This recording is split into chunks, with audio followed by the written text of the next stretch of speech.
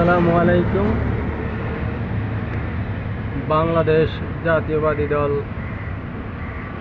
বিএনপির পক্ষ থেকে বাংলাদেশ ছাত্র সংগঠন এনসিবি সদস্যদের উদ্দেশ্যে বলতে চাই, আপনারা শুধু আপনাদের ত্যাগটাই জনতার সামনে বারবার তুলে ধরতেছেন। আপনারা এই সংগ্রামের উদ্যোক্তা, তাই আপনাদের সম্মান এবং সাধুবাদ আন্তরিকতা সবার আগে, এবং জাতি এবং দেশের সকল রাজনীতিবিদ সেটা মানে এবং কি আপনাদেরকে সম্মান করে। তাই আপনারা ছাত্র জনতা উদ্যোগ নিয়েছেন, সেই বিশাল সংগ্রাম 100% সফল হতে দেশের সকল রাজনীতিবিদ নেতাকর্মী থেকে দেশের সকল জনতার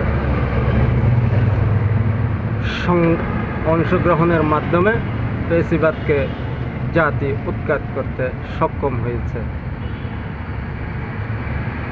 তাই তোমরা উদ্যোগ নিয়েছ, তোমাদের পিছনে যদি বিএনপির নেতাকর্মী, জামাত ইসলামের নেতাকর্মী, সাধারণ পাবলিক জনতা না থাকত, তোমাদের অস্তিত্ব কোথায় যেত সেটা কি একবার ভেবে দেখো না?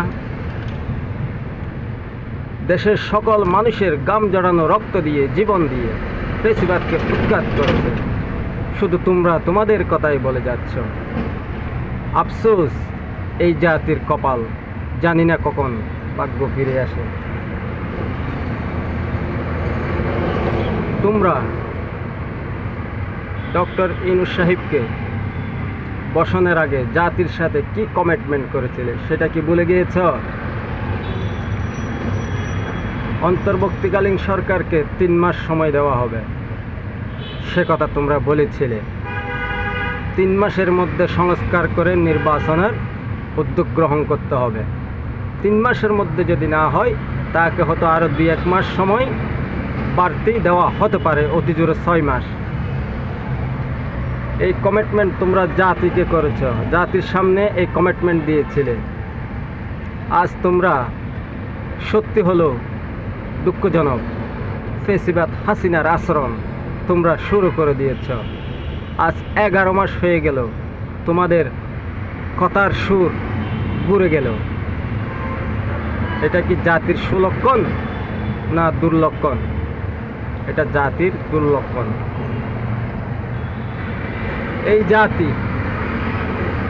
এই জাতিকে তোমরা যতই বিভ্রান্ত বোঝাও না কেন, 11 মাসের মধ্যে তোমরা দেশের কোন জিনিসটা উন্নত করতে পেরেছ, দৃশ্যমান করতে পেরেছ, সেটা জাতির কাছে কি আজ পর্যন্ত পরিষ্কার করতে পারো না। তাই কোনো বিচার ব্যবস্থার মধ্যে তোমরা সংস্কার করতে পারো নাই, শিক্ষা প্রতিষ্ঠানে সংস্কার করতে পারো নাই।